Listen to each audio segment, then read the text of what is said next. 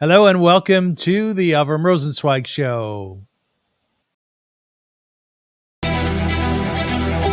Welcome to one of the internet's best podcasts, where we dive deep into the lives of the extraordinary and fascinating people who leave an indelible mark on our world. Join us as we explore their captivating stories, remarkable achievements, and unique perspectives that shape history and inspire generations. Get ready to embark on a journey through the lives of inspiring people unlike any other.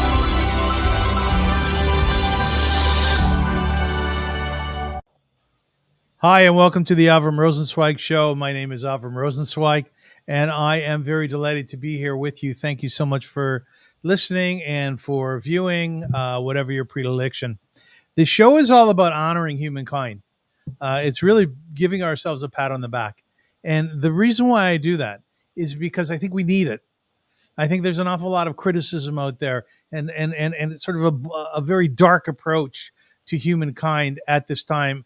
Of course, because we're Jewish, in particular for the Jewish people as we experience it. But yet, when I look around, I'm in a constant state of awe and I see the beauty of the world.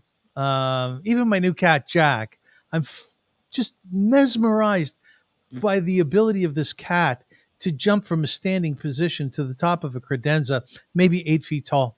And I think about God sitting around and saying to the angels, okay, today we're going to make an animal that can jump from a standing position, and people are going to be absolute awe of it. I really embrace humankind and our existence. Of course, we all have pockmarks. The world has pimples, no question about it. But I want to, during this hour, through an inspiring interview, to perk us all up, to look around and really muster from deep inside of us that awe, which I believe we all carry with us, of existence, of creation. My guest today is a very, very dear friend, and his name is Rabbi Michael Skobac with a C at the end. How are you, Michael? Thank God. It's great to be with you here. I'm so happy we're doing this, Yeah, and I just wanted to sort of ditto what you were saying because it's so true that we're very hard on ourselves We are. and we beat ourselves up so much. And so the idea that you have of, sort of being positive and trying to see the good that we are and the good that we have, I think that's very important because I think as a tribe of all the tribes in the world, we tend to really be tough on ourselves. And Oh, yes, we do. And it all started in the desert after the Jews left Egypt. Complain, complain, complain, right? But there's reasons for that. Michael Skobac is considered to be a world authority on missionary and cults. Do you see that yourself that way? World authority? I don't know what that means. You know what? I think what we're going to find out throughout this interview, you're one of the most humble people that I know. You really are. Like, if I said to you succinctly, if tomorrow, God forbid, was your last day, would you be satisfied with what you've accomplished in life? No. You see? You see? You need to be. You wouldn't say Samech Bechalko, that See, I'm happy with my lot? I beat myself up right in front of you. It's a terrible sight. So Michael is world class when it comes to missionary and cult, anti-missionary and cult works. Director of education for Jews for Judaism, and he's been involved in Jewish education and outreach since 1975. He was born in the Bronx. Just a very highly respected man. There's 100,000 copies out there in print of a book that he contributed toward. It's called Missionary Impossible. Good name. The Counter Missionary Survival text. So that's a good piece. But you have since written other books, haven't you? I don't call them books. I have written booklets or pamphlets. Um, I have about 4 or 5 books in my head that I need time to sit and write one day. If you took all the pamphlets I wrote, they may sort of stretch out into a short book. Do you see yourself as an author? The problem is that I'm a very, very slow writer. Yeah. And it there was a film I remember Planes, Trains, and Automobiles, I think was the name of the Outstanding, film. outstanding. And the opening scene, what's his name? He's trying to write the first line of his novel. Yeah. It was a dark and starry night. Yeah. So Yeah. I think writing about 400 versions of that first sentence. So I'm like that to an extent, and it doesn't come out of me easily. And so I need a lot of time to write, and I just don't have a lot of time. I'm so busy. So that's what I always say to myself, that when my time gets freed up a bit, I'm going to sit and try and knock these books out of my head onto paper. I watch your classes, your shiurim, your videos, which one can find all over YouTube. There's many, many of them. And I'm not sure, are you reading from notes that you've written? It's really funny that you bring that up because I've really changed. I don't know why, Yeah. but I've changed my style for some reason that's not known to me. But I used to have brief notes, and I would sort of speak extemporaneously using the notes as a guide. And then for some reason, over the past number of years, let's say 4 or 5 years, I started writing my talks out. Mm. So I try not to read them, but I end up, I think, doing that essentially, and it bothers me. And I don't know why I sort of switched into that awkward style, but I'm trying now to go back to the old Michael Skobac. Do you think you've lost some confidence in your presentation? It could be. I don't know why it is. It Yeah. could be that, I'm very concerned about saying it exactly as I want to say it. And so if I have time to write it out and I've thought about the exact words, maybe I feel better about that. I'm not sure. I've sat and I've thought about why I've changed styles, but I don't know. It wasn't conscious. It just sort of happened. And when I see myself now, it's sort of, I'm not happy with it. So I have to find my way back to the old country. The Heim.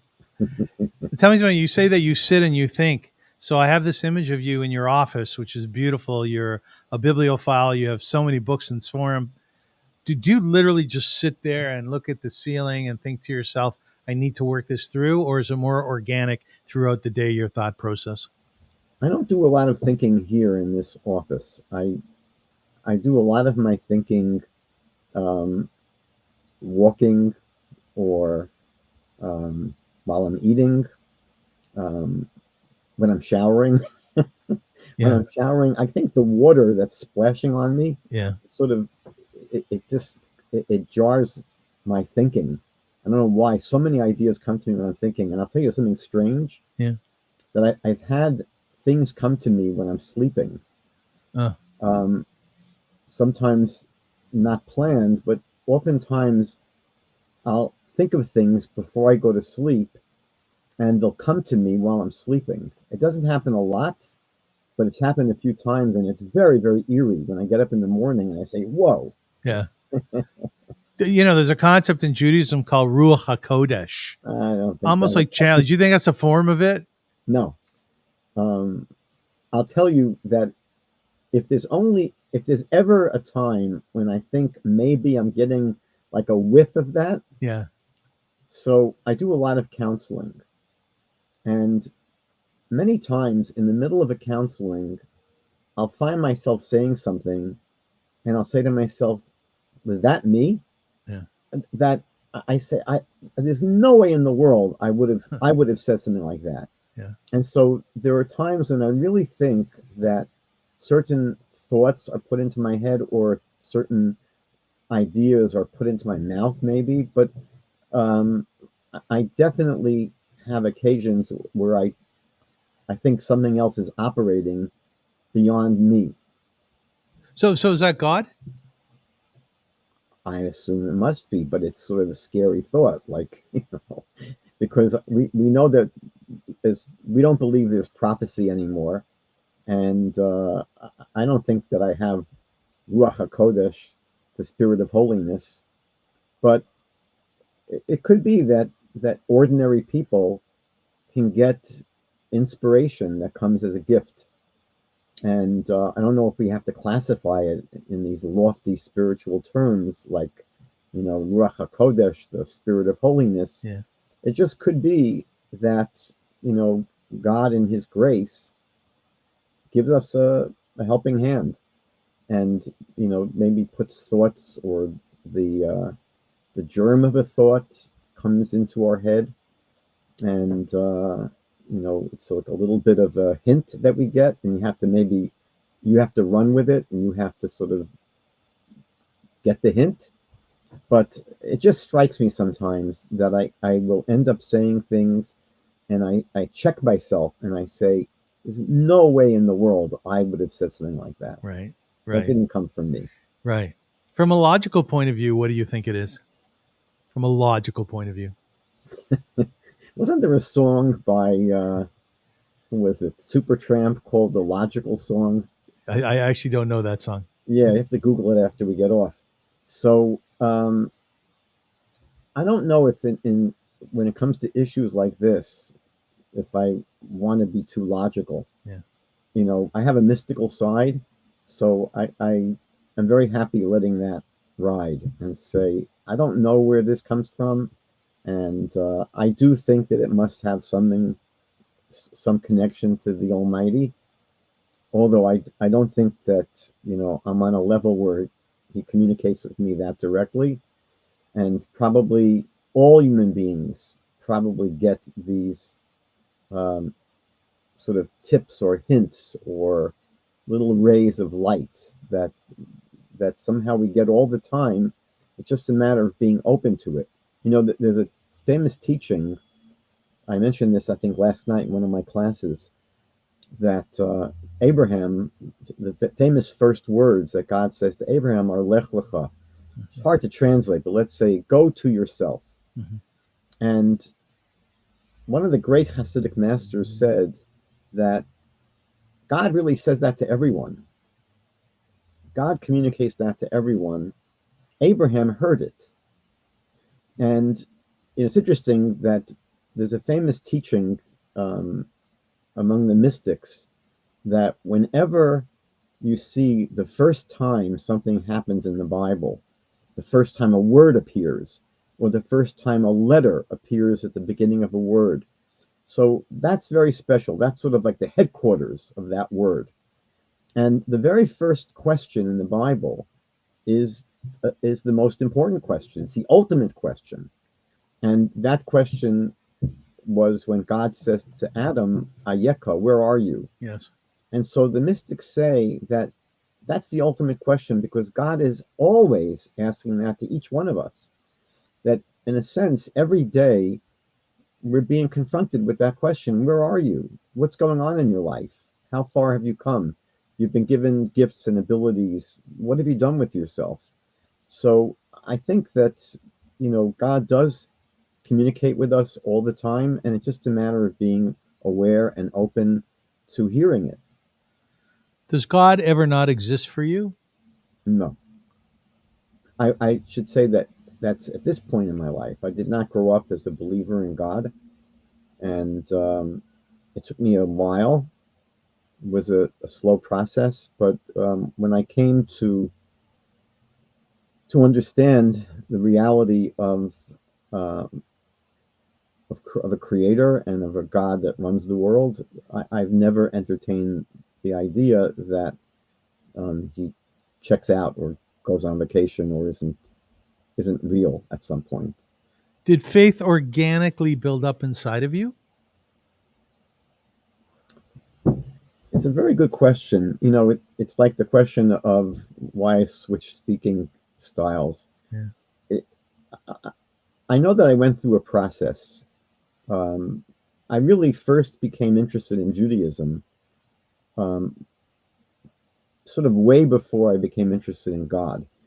Um, I grew up very antagonistic towards religion. I was actually voted by someone the class anti-Semite in high school, and What an because auspicious title. I've not worn it with pride. I can see that. Um, Yeah. I was very idealistic. I still am. I was just, even as a very young kid, like sort of unusually idealistic. um, from a young age, and it expressed itself in my teen years. Um, I probably would have sounded like a Miss America contestant. What do you want? World peace. Yeah, right. I was sort of obsessed with peace and world peace. And when I was growing up, there was, this horrible war going on in Vietnam and in Cambodia. And I was basically involved with the anti-war movement in the United States. And I really saw religions as um, the cause of a lot of the strife and conflict in the world. I saw religions as evil. That's how I grew up as a teenager. And I had a tremendous amount of antipathy towards all religions, but because Judaism was the religion that my family was sort of, in a sense, passively trying to impose upon me, I had most of my antipathy was towards Judaism. And what changed was when I went to university, I went to Northwestern University in Evanston near Chicago. Doug McKenzie was your roommate. How did you know that? I have a question that's coming up shortly. Oh, okay. Yeah, so that's true. And I was active, as I said, with the anti-war movement there, and we had like a trimester system there. Yeah. So during the spring semester, we organized a moratorium to close down the university. And we blocked the main road, and we tried to close classes. And I was part of a hunger strike where we organized a 1 week hunger strike where we wouldn't eat for the whole day. We would have, I think it was 3,000 cc's of fruit juice a day. But I and a number of other of the hunger strikers, we went for 3 weeks. No. And what was interesting was that time in history was, I think, when you had um, the book by Alex Haley called Roots, where a lot of African Americans were getting into their African heritage, and they were taking African names and wearing dashikis. And there were Jews going through a similar thing in the late 60s, early 70s, where there were Jews getting back to their roots. And a lot of I shouldn't say a lot, but a number of the people that I was involved with in the anti-war movement were Jewish students who were rediscovering their Judaism. And although we had this um, activism against the war in common, they were very bothered by what they saw as me having a huge chip on my shoulder against Judaism. And they challenged me, and their challenge was, for someone that hates Judaism so much, it seems to us that you seem to know absolutely nothing about it. And wouldn't it make sense before you reject it forever to find out what it is? And the truth is, I was not feeling comfortable being at Northwestern. It was a very expensive school. It's very expensive now, but back then it was a fortune. And I wasn't really going to classes, and the classes I was going to were these sort of strange class. We had a class on the counterculture and a class on aggression. It was a lot of weird stuff back then. And I decided ultimately that I would take them up on their challenge. So I left Northwestern and I went to a special program in New York for wayward Jews they had at Yeshiva University for Jews that grew up with no Jewish education. And they didn't want to let me in because when I applied, I came in for my interview. I was very, very late. I mean, people had already been accepted in the spring, and I came in the summer to be interviewed. And I had my hair down to the middle of my back. And the rabbi interviewing me was just terrified. He said, you don't look like you're really a promising candidate. You're not up to this, yeah. There was a rabbi that I had met prior to this that was sort of pushing for me. So I got in.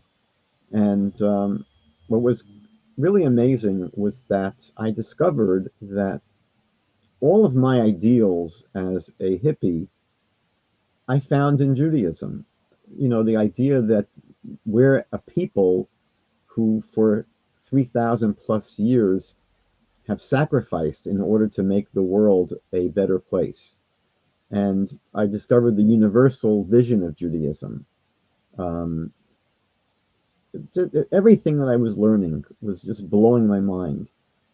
But what was interesting was that my interest was basically political, meaning that I saw Judaism as a mechanism for making the world a better place. And I really didn't think about God back then at first. But if you're in yeshiva and you're learning about Torah, it's sort of the God topic does come up. And so I was exposed to it, and I thought about it, and um, I didn't really think as much as I let myself be open to learning and to hearing what Judaism had to say. And You know what interests me, Michael? You've talked extensively through your classes about the idea that religion has gotten a bad rap. You said that very often people look at religion in the wrong way, and they take out of it the very sort of dark side, the bad aspect of its character. Religion, even the word itself, is anathema to something that we want in life. We want to be sitting on a beach and be free. Your roommate in university, Doug McKenzie, corrected you in this light, where you thought that the lyric of a song, Lucy in the Sky with Diamonds, was the girl with colitis goes by. no, no, no, no. Am I Yeah, wrong? Am I wrong? no, no. I was a big fan back then of Cat Stevens. There we His go. first album, I think, was called Teaser and the Fire Cat. Yes. And there was this. I used to sing a lot of the songs, and one of the songs that I used to sing, and I would sing in the dorm room, was I thought the song was called the B String. Yeah, And, that's the story. and That's the B story. String, make Beast me Jay, huh? happy. Yeah, exactly. Yeah. Anyway, one day he says to me, Skobac, it's Peace Train, He you said, "Go idiot. back, you idiot." That's what he said. Right. Yeah. Yeah, But yeah, go ahead. Go ahead. I heard the wrong words. It's interesting. There's a website you can find called www.kissthisguy.com, because there's a Jimi Hendrix line, excuse me while I kiss the sky. Yes. And so people heard it as Kiss This Guy. And in one of my lectures, I talk about the fact that we either don't Yeah. hear the music, or we hear the wrong music, or we're not really getting a clear picture of what's really out there. And yeah, Right. So that's my question to you. So there you are, a university student, yeah, and you were anti-religion. Those are your words, yeah. right? Then you jump forward and you said, "Okay, but I decided to take them up on their challenge." People who are anti-religious, based on your work, don't they usually kind of dig in? Like, what really compelled you to go find out what you could at that place for wayward Jews? Well, again, I didn't feel good about being at Northwestern. I really felt I was wasting my parents' money. So here, the school I was at, I wasn't really going to classes that much. And I was really, I was the first male in my entire extended family to go to university. Oh, And I felt that I was, wasting their money, and I didn't feel good about it. And I had a tremendously open mind. I wasn't someone that was, although I'm a Taurus and I can be very stubborn, but I do have a very open mind. And I am, like, even as a kid, I would love talking to everyone, even if I didn't agree with them. I always enjoyed hearing different points of view, and I didn't feel the compulsion or the need to argue with people. I can, be open and able to take in what people are saying, even though it may be something that I'm really bothered by. But yes. I want to give people a hearing. And so when I was challenged by a number of people, wouldn't it make sense just to first find out what Judaism is before you reject it forever? And I was honest with myself. I realized that I did have a lot of um, strong emotional feelings about something that I knew nothing about. It was interesting. I had a similar experience when I was in high school. Um, again, I was very vocal about my opposition to the war in Vietnam. Most of my high school friends were, but we had a teacher in high school. I don't remember much from high school, but he once said, our teacher said that when it comes to politics and religion, people tend to express themselves with a degree of certainty inversely proportional to how much they actually know. Very good. Yes. And he challenged us, and he What was said his name? his name is Verdicchio. I don't remember his first name, but his name Mr. is Verdicchio. Mr. Verdicchio. Young guy, a very young guy, very hip.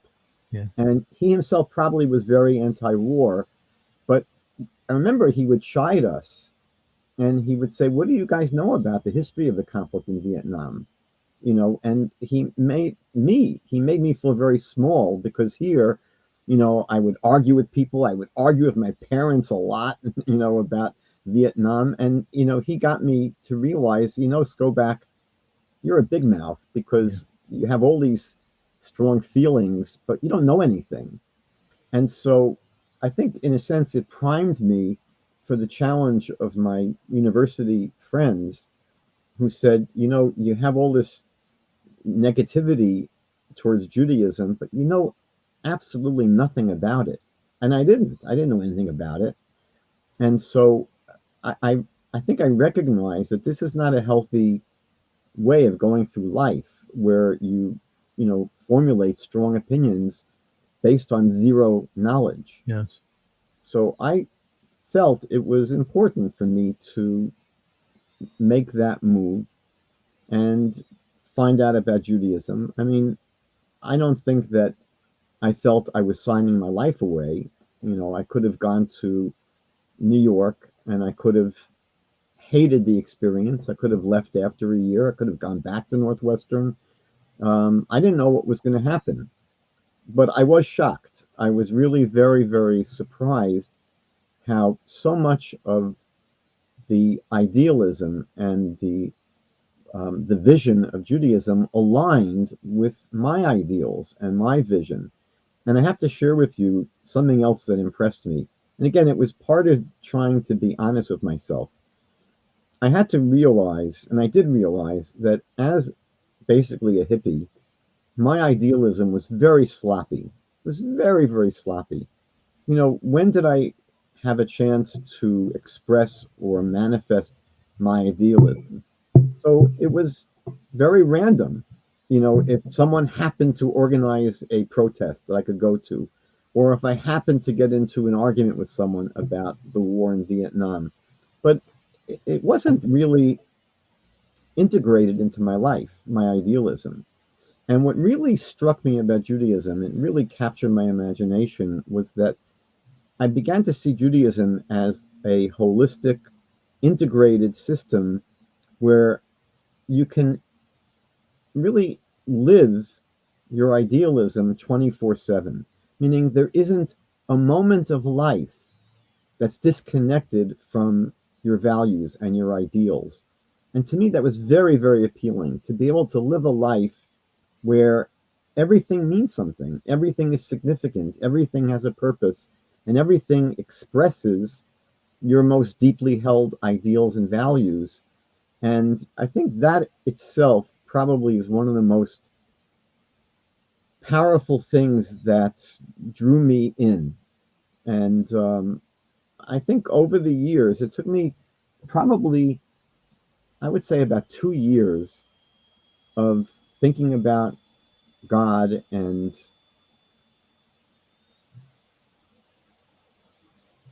experiencing, I guess, that spiritual side of Judaism. Again, my initial point of contact was very political, but just being exposed to the spiritual side, it obviously touched something in me. I have a very, very, I didn't know about it, but I have a very spiritual side, a very mystical side. Maybe it's part of my heritage. I come from Hasidic roots. It's Um, interesting. It's interesting, by the way, because you've referred to yourself as having this mystical side. Yet, when speaking about what some people should learn, you've given a number of classes on Noahites, and we'll touch on that shortly. You said stay away from mysticism, Kabbalah, because most people don't understand it or not using a kosher source. And you said, I've learned it and I have no idea what it's talking about. That's true. Yeah. And that's why I continue to study. Yeah, it's very interesting. You never see those books where they have like like there's a design, very complex design, and you have to sort of stare at it.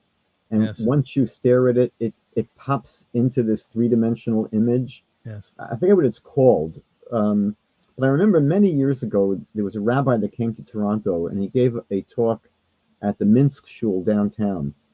And he gave out just a printed piece of paper, and it looked like just like a very, I mean, couldn't make it out. It was white and black little dots. It looked like nothing. And he told us there was an embedded hidden image in this paper, on a sheet of paper. And there were some people who got it right away. And I was very frustrated. I was just looking at it, and he told us different tricks. You can there were dots on top of the page, and you look dots, and you had to look down the page. And I, for some reason, I took it seriously. I didn't want to give up. And it took me maybe, I don't know, 15, 20 minutes. And then it was mind blowing. Poof. I forget what the word roots maybe, or one. There were two sheets. One said God's name, Yud Hey Vav Hey, and it just blew up into this amazingly deep. It's so interesting. It was a flat sheet of paper, but it looked like it was 20 inches deep. Yeah. And so there were people who didn't get it at all. And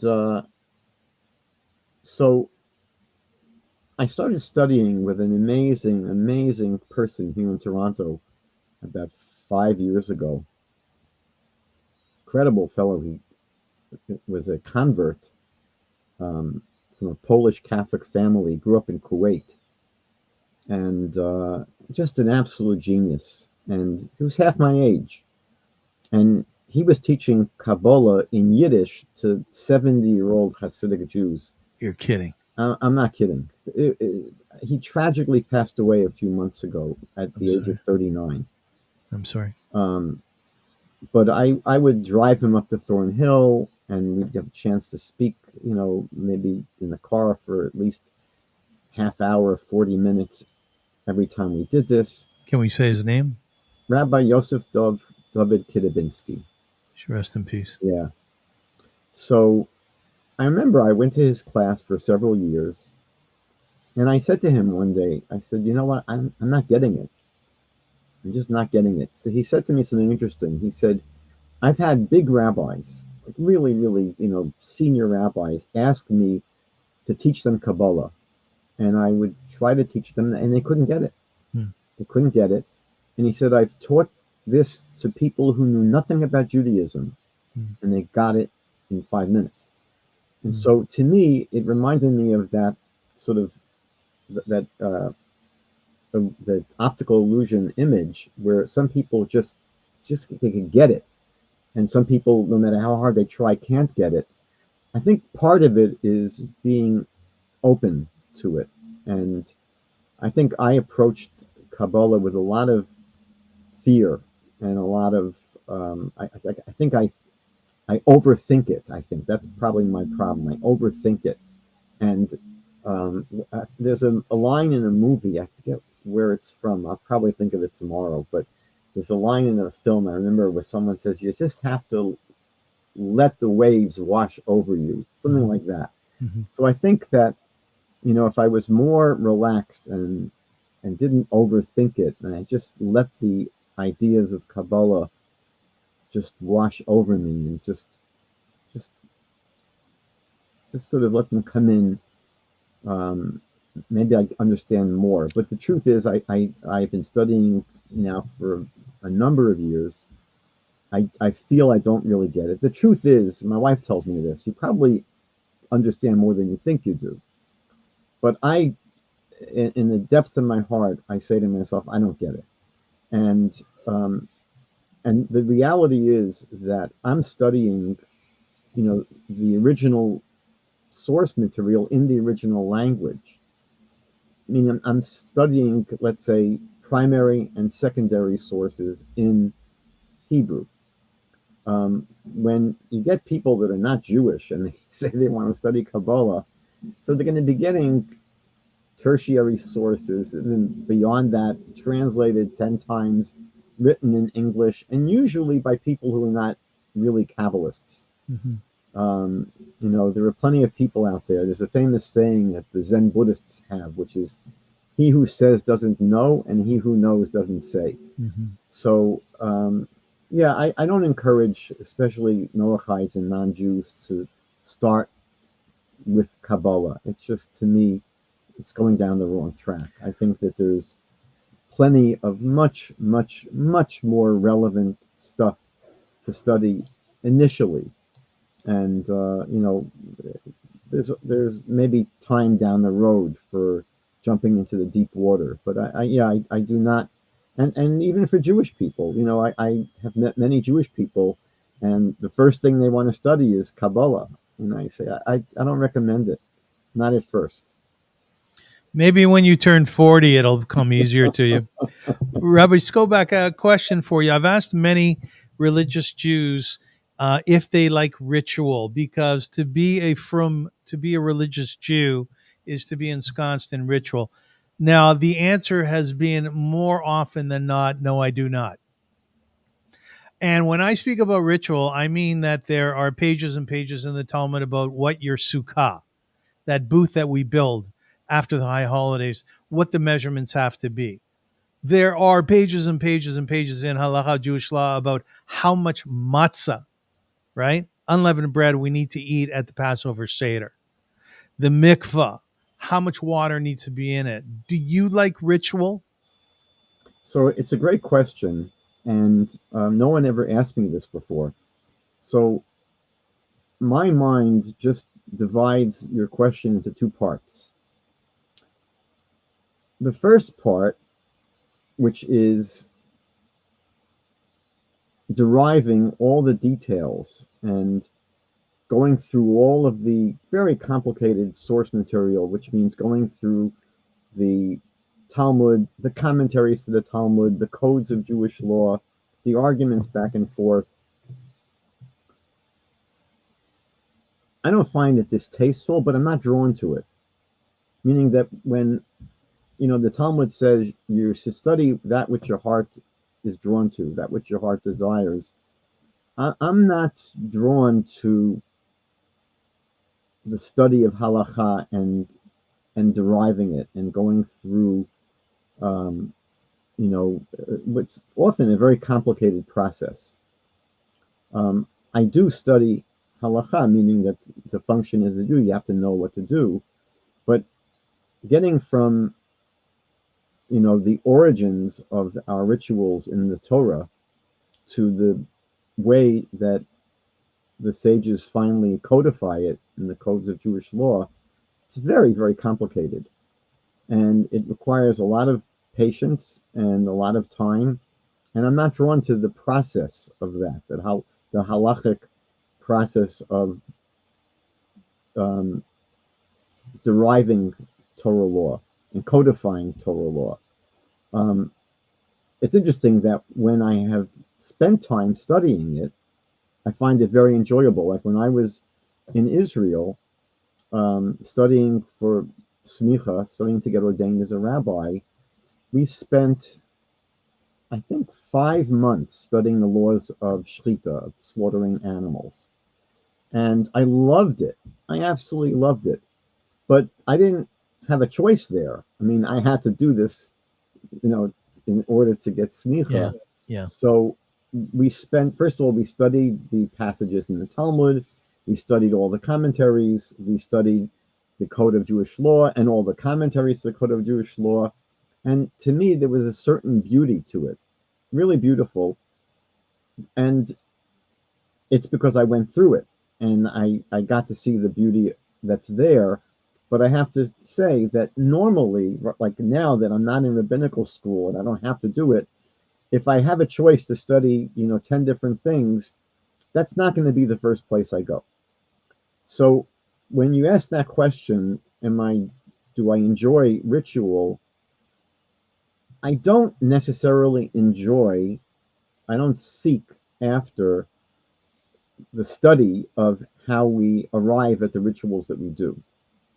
But when it comes to experiencing the ritual, I happen to really experience it in a very positive way. So, when I'm at a Passover Seder, you know, I run my Seder in a way which is halachically authentic. It's basically, it's not do whatever you like to do. I will follow the laws.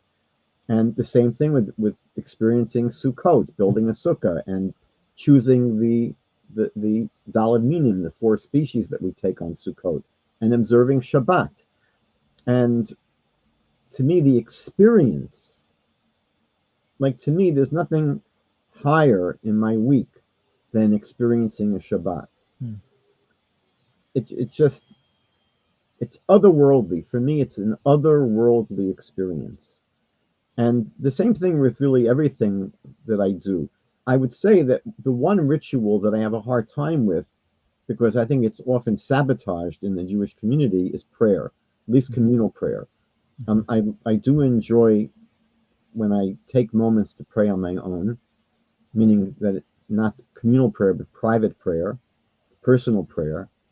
But my experience in synagogues is often unsatisfying.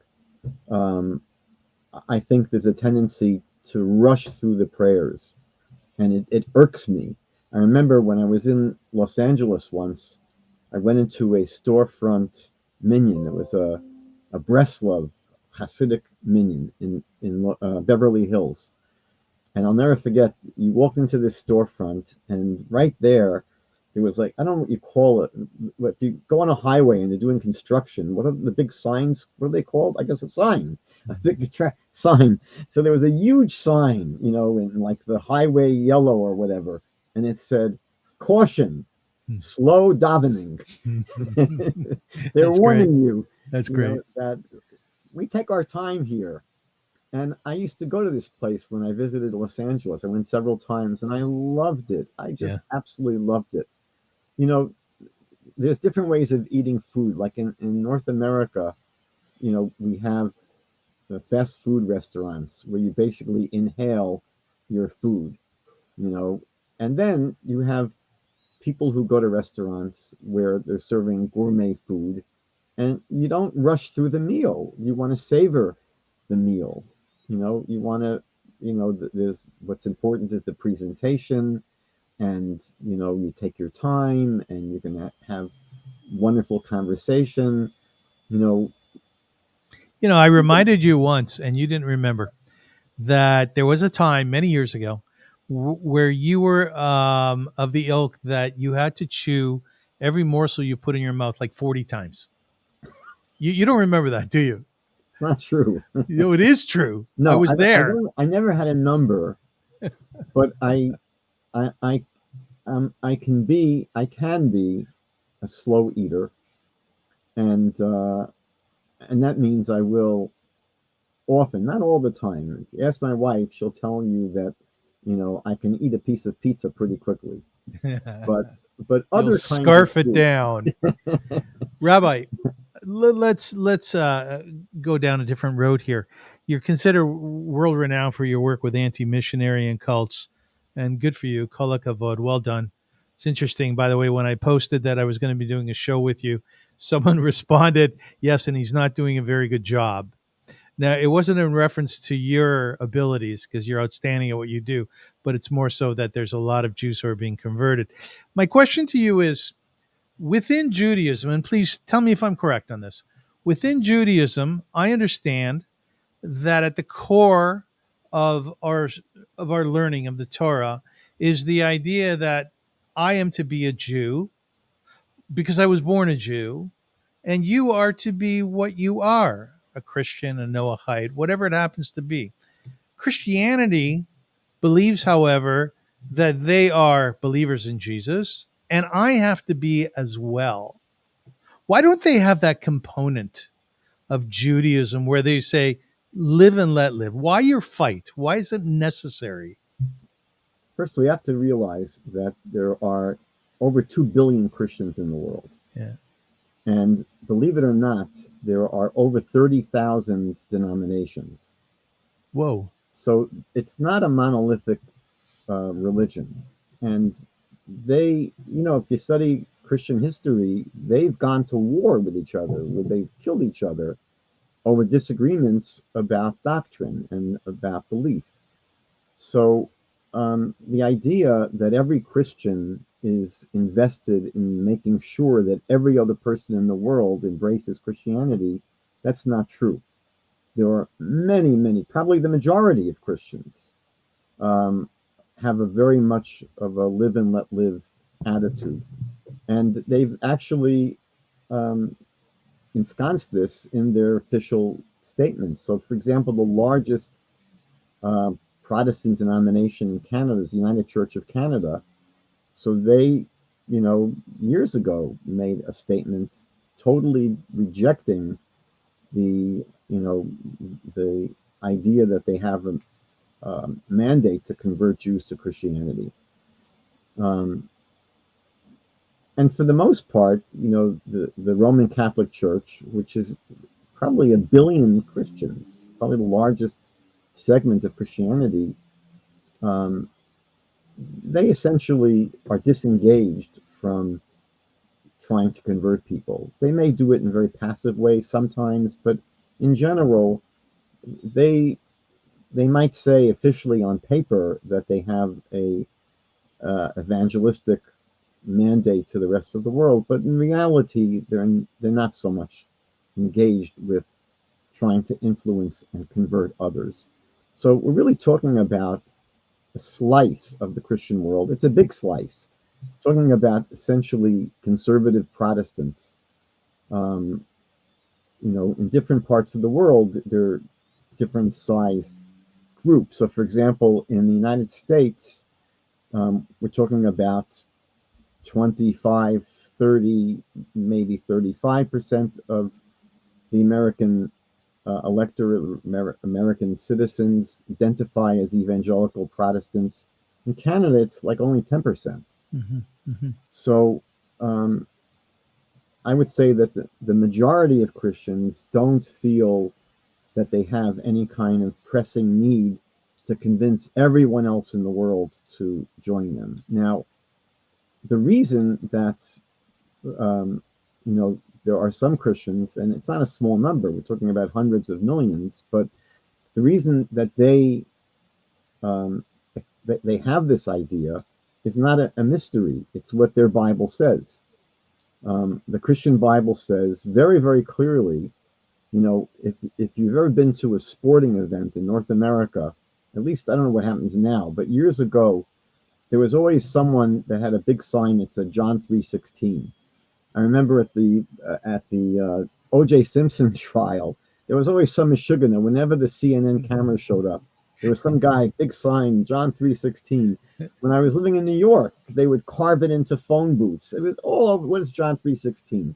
So basically, it says that God loved the world so much, he gave his only begotten Son, so all who would believe in him would not perish, which means you won't go to hell forever, but you'll have eternal life.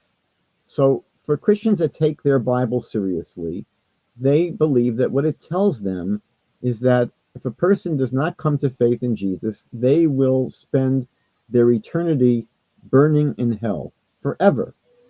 And the only way that a person can be saved from that, the only way a person can have eternal life in a blissful heavenly experience is through faith in Jesus. They think that without that, there's no other path. You can be the nicest guy in the world. You can be the nicest Buddhist or the nicest Jew or the nicest Muslim. It's not going to help you. They believe that it's our way or the highway. And that's why. That's the basic reason why they're so invested in trying to save people. If imagine someone discovered the cure for cancer. Yeah. So what are they going to do? Are they going to just keep it as a family secret? No, they have to be one sick puppy to keep it as a secret. If you really did have the cure for cancer, you'd be burning with a desire to get it out there. And these people feel they have something much more important than the cure to cancer. Cancer is only going to rob a person of, how many years of their life? 10, 20, 30, 40, 50, 60 years. But they're talking here about, from the Christian point of view, eternity, forever. But we don't have that. Judaism doesn't have that. Am No, I we don't correct? have it. You asked So what's the fundamental difference? Yeah, I know that it's written in the Bible. I hear that. But in what their does that Bible, say? yeah. What does that say about the psyche of the Christian versus the psyche of the Jew? Are they narcissists? Those Christians we speak of. No, I don't see it like that at all. I see them as people that believe something, and they, in a sense, are idealistic because many of them sacrifice, you know, for this belief. They invest in it. They give up a lot of social capital for it. They put up with a lot of abuse for it. Yes. I don't think they're doing it, because they're getting anything out of it. Now, again, some people, it's true psychologically, um, and this is a long discussion, but I think that psychologically, people reinforce their own doubts about what they believe. Eric Hoffer wrote a wonderful book called The True Believer. And he says that when people have internal doubts about their beliefs, they will be impelled to try to convince everyone else to accept those beliefs, especially those people that challenge those beliefs the most. So it could be that part of what drives some Christians to want to convert everyone else is to reinforce their own psychological security in terms of what they believe. But I think for the most part, my experience is that they really believe this. They believe it sincerely. They take it seriously, and they feel it's important. They you know they cannot imagine themselves living in a world where they see so many people destined to go to hell forever, and they're Yeah. sitting back and doing nothing. So I think it's idealism. I think that for the most part, it's idealism. Michael, you know why I think you're so successful at what you do? It's because, like you said before, you have a very open mind. And throughout I've known you for many, many years.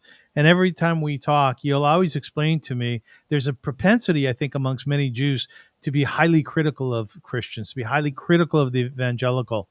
But you've made every effort to understand them. So I think that's probably why you're gaining an audience on both sides of the divide. But I want to go to the other end of the rink. I know how much you love hockey, so I'm using hockey metaphors. There's a beautiful story that's told, or a very intriguing story, and you know the story, of a yeshiva bucher, a student in Talmudic Academy, who was seen on Shabbat smoking a cigarette, going into a movie house. Anyways, the weekend's over. The rabbi says to the head of the yeshiva, the Rosh Yeshiva, Rebbe, we have a problem with this bucher. I saw him on Shabbat, and he was going against Shabbat in the open, which is a huge, huge sin. Rosh Yeshiva calls in the boy, and the boy asks the boy, he goes, Moisheleh, he goes, tell me something. Why is it that you're going against what you've learned your whole life, against Judaism, against halacha? Why is it that you're doing this in public on Shabbat? And he says, I'll tell you. I met someone from the Christian church, and we started talking. And at some point, that individual said to me, you know what? I love you. And I have to tell you, Rebbe, in all my years in yeshiva, all my years growing up in this frum community, no one has ever told me that they love me. What's that all about, Michael?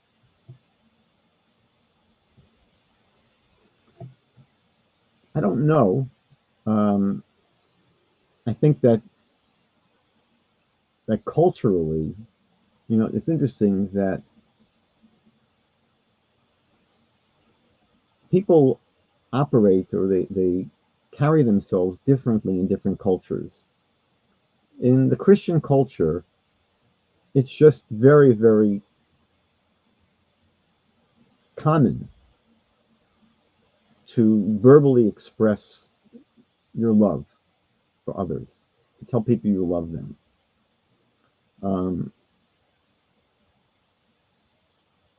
to tell people that Jesus loves them, right? I don't know if that always necessarily means in reality that that's the case. I think oftentimes, like it's very common that we'll meet someone on the street and say, "How you doing?" I think many people, when they ask the question, they don't really care. They don't really mean it. They're not looking for an answer, and if you really answer them, they're going to probably get very annoyed. So sometimes people say something, it's just that's their culture is to say that's what you do. You say, "I love you." So in the Christian world, that's very common to verbally express love. And I think in many cases, it translates. I think that many Christians do have love for the whole world. And in the Jewish world, it's just not part of our culture to tell people that I love you, unfortunately. I think that's not just among strangers that meet. I think it's even in families where, parents don't verbally express to their kids that, or to each other, the husband and wife, to say, "I love you." I think you're making a good point. But again, let's take it a little bit deeper. The boy was saying he didn't feel loved within this That's Jewish that's the point. context. That's Right. the point, right? Right. The point is not what words are said, but what is their experience? Yeah. Do they feel loved? Do they feel loved? Um, I don't know. I mean, I haven't experienced enough of the Jewish world. First of all, I didn't grow up in it. I didn't grow up in the yeshiva world. But I can tell you that from my experience in the yeshiva world, which is limited, I only went to yeshiva for 8 years. I don't think any of my rabbis said, "Skobac, I love you." But I felt a tremendous amount of love. Tremendous amount of love. Unquestionably, I felt that love. So I don't know. I can't, put myself into this person's experience. I can certainly believe that you could go through a yeshiva experience and no one's going to say, "I love you." I find it hard to believe that people that are really in a yeshiva and have relationships with their teachers, that they never felt loved, at least by their teachers. I find it hard to believe that. So then why do religious Jews leave Judaism and go to Christianity? Well, I don't find that happens. I've been doing this work now for a very, very long time. I really haven't found Jews who grew up, let's say, in very traditional Jewish homes, were observant, went to yeshiva, studied Torah, that end up in church. Now, it's interesting that you'll hear from many Jews that have converted to Christianity that they will overstate what actually was their Jewish background. So a lot of people that ended up converting will say that I grew up in an Orthodox family and, what have you. I think that the reason they do that is to give their conversion experience more credibility, meaning Yes. that when you tell your story and you basically present yourself as someone from an assimilated family that had zero Jewish background Yeah. or education, and you came to Jesus, so what? Right? It's not so compelling. Right. But if you could say that I come from an Orthodox family and went to yeshiva, and I've seen many people that did this, they will translate, the few years they went to maybe some afternoon Hebrew school 2 days a week, that becomes going to yeshiva. Or if they had a grandparent that spoke Yiddish, they come from an Orthodox family. But it's funny, for the last 35 years, I go to the major Messianic Jewish conferences. These are the national gatherings of basically Jews for Jesus kind of groups. And I check into the hotel with them and I spend a week with them. And many people have told me over the years, "Oh, I grew up in an Orthodox family and went to yeshiva." So I always say, "Wow, that's amazing." I say, when you grew up, what was your favorite food when you were growing up? at home. Oh, I just love my mother's chicken soup. And I would say, oh, and what was the blessing you guys said on chicken soup? No clue. Yeah. Now, if you really grew up in a religious Orthodox home, you were saying blessings on food from the time you were 5 or 6 years old. By the time you're 10, 12, 13, 14 years old, it's there for life. I mean, my father grew up in an Orthodox home, and he was orphaned at the age of 13. When he was in his 80s, he still remembered everything. Interesting. So when these people, tell me that they used to love, their mother's chicken soup, and what blessing? Yeah, right. So no, I haven't met, really. I haven't met. I know maybe of one or two people who sort of, for deeply emotional reasons, they were very wounded. It's unfortunate stories that did sort of go from an observant Jewish life into the church, but that's very, very, very exceptional. For the most Michael, part, I will have to wrap up shortly. I need to pick up my son at school. and say I But love you. yeah, no, I got to do this priority. But just in a couple of lines, because I mentioned before that we would touch on this, there's a fascinating group of people out there who are not Jewish, but according to you, they are actually living the original philosophy of life. What one might have found in the Garden of Eden when I don't think Adam wore a kippah. I don't think they had Shabbat, right? It wasn't Jewish. These people who live today, who have institutes in Israel where they study, and in North America, they're called Noachites.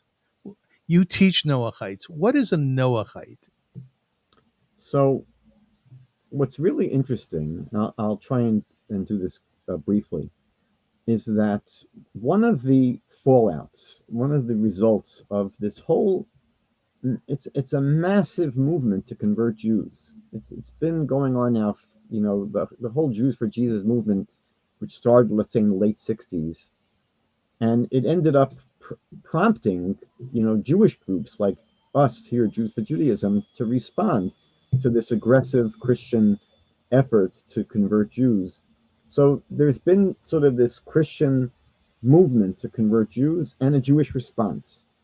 And that Jewish response, starting, I don't know, 15 years ago, 10, 12, 13 years ago, because of the world we live in, is now no longer confined to Jewish settings. Everything's online nowadays.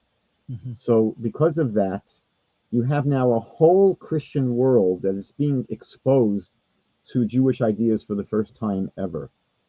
And one of the incredible, mind-blowing results of what's been going on between missionaries and counter-missionaries is that there have been literally thousands and thousands and thousands and thousands of people that have been leaving the church and realizing, we have grown up in the Christian world, we know all about it, and now we're hearing what the rabbis have to say, and we think they're right. And this, by the way, the Bible predicts this.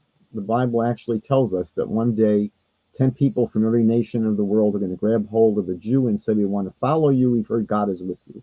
It's happening. It's unbelievable how extensive this situation is. And so they're coming to people like myself and they're saying, what do we do? What do we do?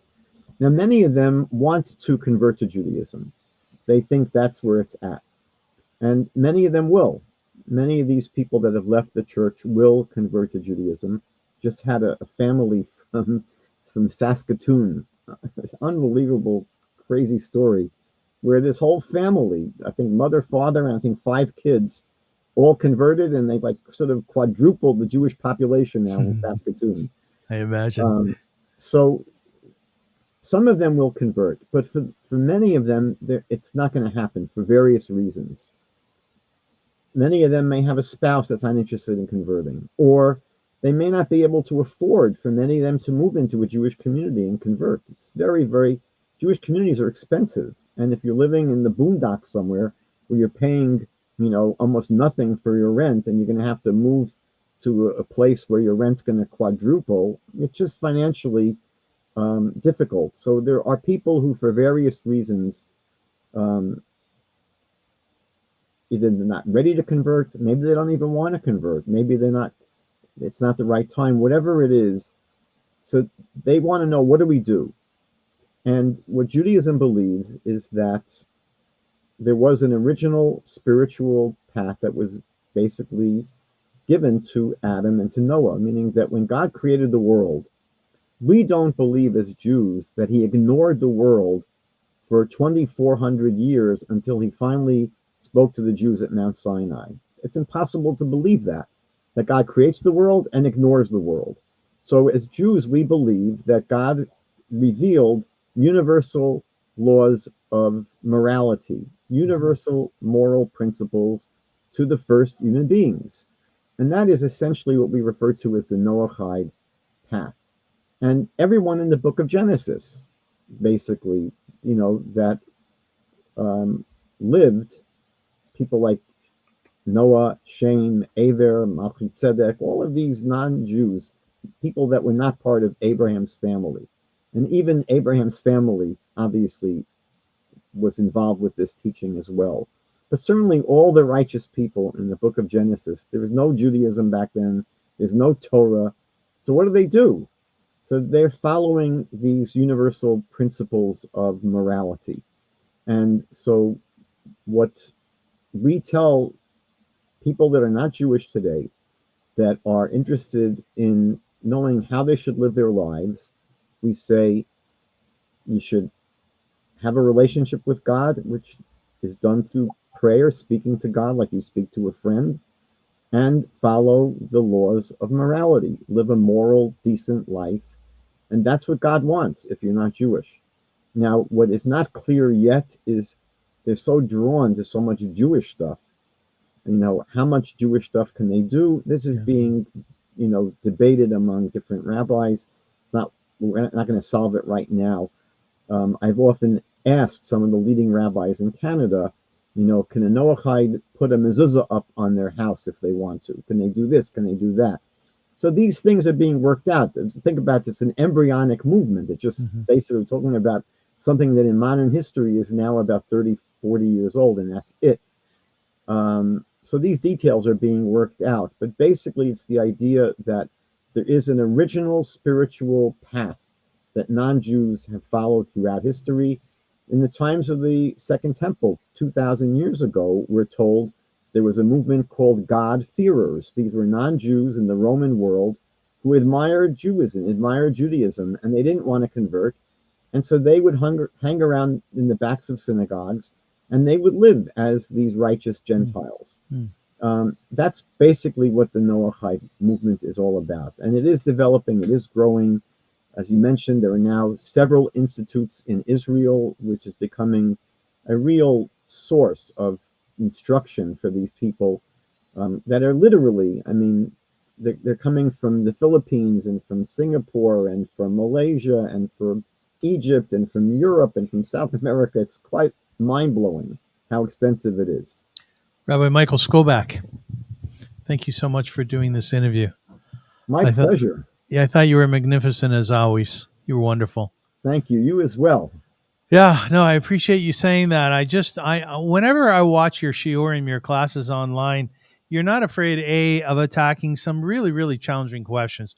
Like you go for the jugular, and you'll take questions from the audience, which are really, really challenging. And you're really thought out. You've done a lot of reading and a lot of learning. And therefore, I think that you're highly inspiring that way. As I mentioned about the show, the idea behind the show is to pay homage to humankind. It's to give a pat on the back to creation, something which you and I both believe is needed. And I like to do that on my show through inspiring interviews. And I think what people can take out of this interview is that you've worked really hard to make an impression on the world, not even so much for yourself, because you're a very humble man, but to make the world a better place. We're here for a very short time, a blip. And if you can leave something behind that people can attach themselves to, and the aroma, if the aroma is beautiful, then that's the thing which is forever. I wrote today, I was writing about my sister who passed away, Naomi, and her husband, Rabbi Haft. And I said, their Torah, their poetry is in so many of our hearts. So they live on. And they brought so much to our world, which is significant. In conclusion, I just want to ask you 3 questions. And this is sort of to show that our world is better than a lot of people think, okay? There's this book written called Factfulness by Hans Rosling, 10 Reasons We're Wrong About the World and Why Things Are Better Than You Think. Rabbi Michael Skobac, in all low-income countries around the world today, how many girls finish primary school? A, 20%, B, 40%, C, 60%. I didn't read the book. I'll take a guess. Go. 60%. Okay, well, you're positive, 40%. Where does the majority of the world population live? Low-income countries, middle-income countries, high-income countries? I would imagine low income. Middle. You're doing terribly on this. I'm going to read the book. In the last 20 years, the proportion of the world population living in extreme poverty has almost doubled, remains more or less the same, almost halved, cut in half.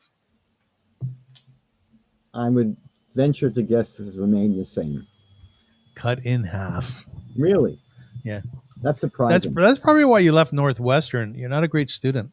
I love you, Rabbi Skobac. We're going to have to do this again. And I thank you once again. And I thank you for Avrum. It's great to be with you. And you should be blessed always. Thank you. And you too. And your work should be blessed. And Amen. Should see a lot of fruit from it. Thank you, Rabbi. And thank you to everybody for listening and to watching. We will be back soon. Until then, Zeigazint. How do you translate Zeigazint, Michael? Be well. Yeah, just be well.